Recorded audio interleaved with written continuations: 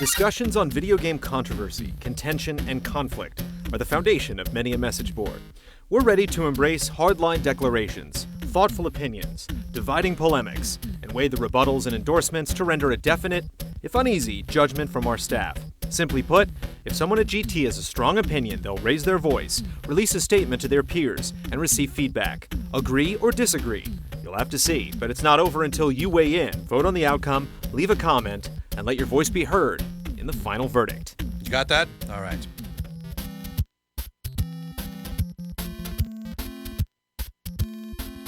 Picking the most impressive Mario is like selecting a favorite child. Difficult? Yes. Impossible? No. Super Mario Bros. 3 offered up an evolution of the form and cemented a lasting and far-reaching template, really tantamount to a dynasty. The original Super Mario Bros. Brokered the framework and lit the beacon of imagination. The ones that have since followed have inched up on the core refinements to deliver in the flashier and still substantial realms of experimentation and technological advancement. For Mario 3's world map and the multitude of secrets, power-ups, and themed levels, we were asked to simply jump, bounce, swim, slide, and fly. Our vocabulary of movement dominated the X and Y planes, making us nimble plumbers, but also appreciative and aware of the architecture we were becoming intimate with. Even the auto-scrolling levels were never preoccupied with jumping for jumping's sake. It would be brazen to say Mario 3 started a golden age of level design, but it did yield a deeper appreciation of the form, married to the simple transversal functions. Super Mario Bros. 3's impact is undeniable, with a flawless execution that sets it as the leader in 2D when it comes to Mario. I'm Ryan Stevens, and I endorse this message. Daniel Bloodworth disagrees. Putting Super Mario Bros. 3 up against Super Mario World is a tough one for me. I don't know that I can choose either one over the other. I really think that World still had a lot of great creativity pushing it forward. I like how much more organic the map feels with so many secrets and branching paths. There are a lot of great new creature and enemy designs, Blarg, dolphins, wigglers, Koopas wearing football helmets. Then of course you have ghost houses, the tricky fortresses, the extra skill and maneuverability of the cape, and deviously placed goalposts throughout. And while I know you're not as big of a fan of Yoshi, I feel like his abilities in this initial introduction are stronger than later iterations. One thing I do want to note, though, is just how different these two games look and feel despite being just a couple years apart. While current 2D Mario games still play well, they just don't seem to have that same spark of creativity. Kyle Bosman agrees. Ryan's right, Super Mario Bros. 3 is easily the best of the 2D Marios. It might even be the best of all the Marios. Besides being a nimble plumber who gets intimate with his architecture or whatever, it's a great game because there's a world there. You're not trotting around a dinosaur island or running in circles throughout the Mushroom Kingdom. You're globe-trotting through what was probably every idea the designers had. World 8 is basically hell. And you can butt slide down hills. There's really no question here. Agree.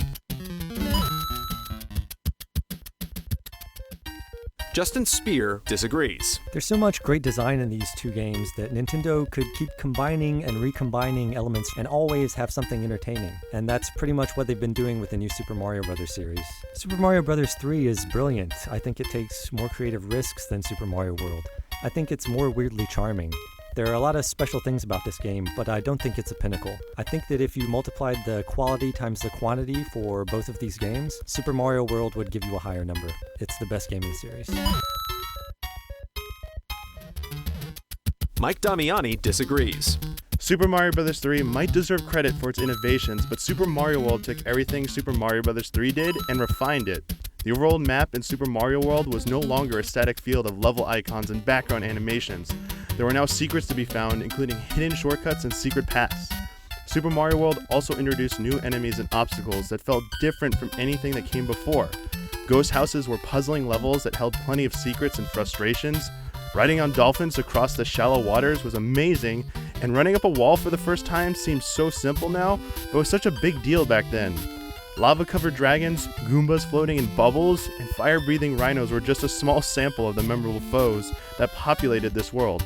Plus, how can you argue with the inclusion of both Yoshi and the Cape power-up?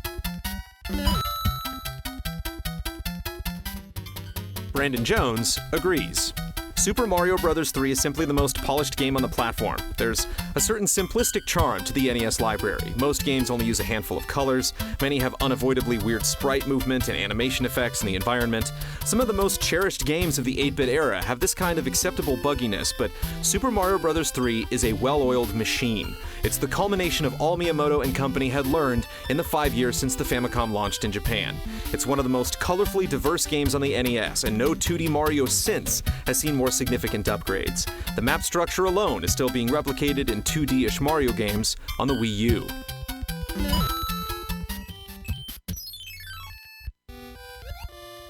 Rob Slusser agrees. The Super Mario Bros. Games weren't just created out of nothing. They evolved over time. Each game was built on the successes of the previous game. Each game became better than the one before. It stands to reason, then, that as the final 2D console game in the series, Super Mario Bros. 3 is the pinnacle 2D Mario game. It's possible to call the original Super Mario Bros. More innovative, and certainly it's more culturally significant, but it does have its flaws. Super Mario Bros. Is actually my favorite game of the series, warts and all, but for best 2D Mario game, it has to be Super Mario Bros. 3.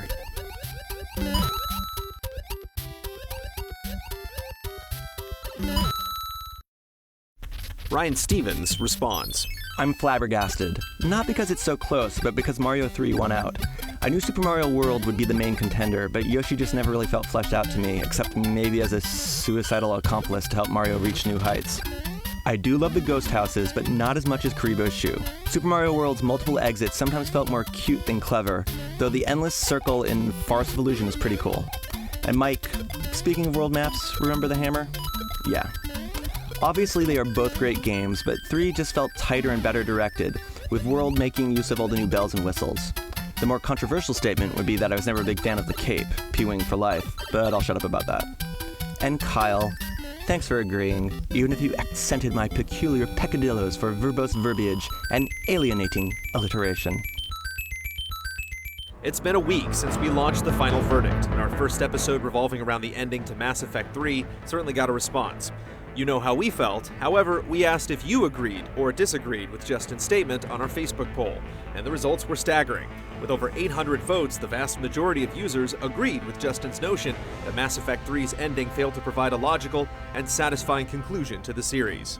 Leigh Alexandra on Facebook states, the original ending was not totally worthless, but definitely not fitting for an epic game series like ME.